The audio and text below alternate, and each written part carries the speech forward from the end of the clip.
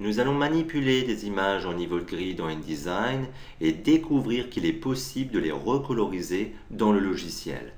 Nous allons pour cela ouvrir un document situé dans le dossier Les images. Nous allons choisir Gestion des images 4. Voilà notre document. Nous voulons importer dans le bloc qui est ici donc une image en niveau de gris. Nous sélectionnons notre bloc et nous allons passer par Fichier, Importer. Dans la banque d'images, nous allons choisir, parmi les différentes images, le Panorama Forum niveau de gris. Nous validons les options d'importation. Voilà notre image. Nous allons zoomer sur cette image.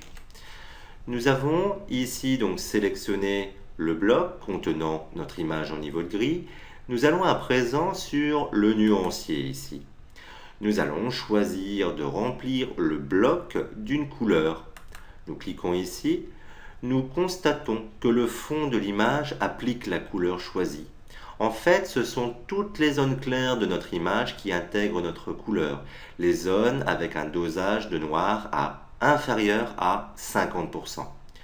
Pour les zones sombres, donc supérieures à 50%, il faut sélectionner donc l'image contenue dans le bloc.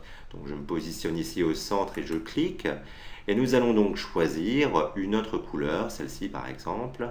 Voilà.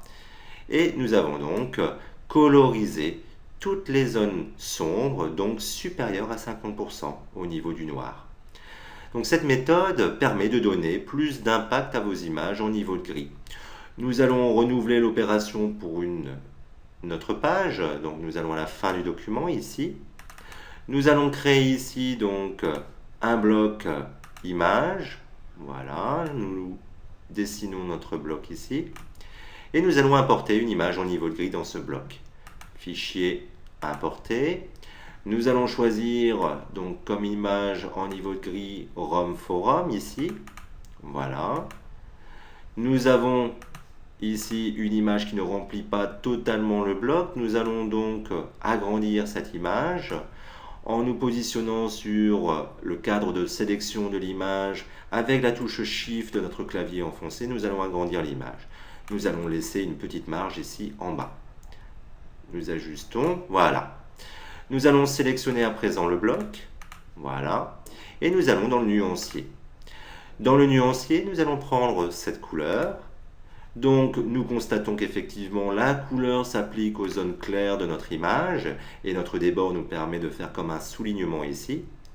Nous allons à présent agir sur l'image et ses zones sombres. Pour cela, nous allons créer une nouvelle nuance.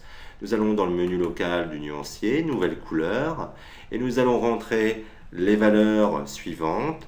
50-45 ici, 100 ici, 81 et 77. Et nous cliquons sur OK.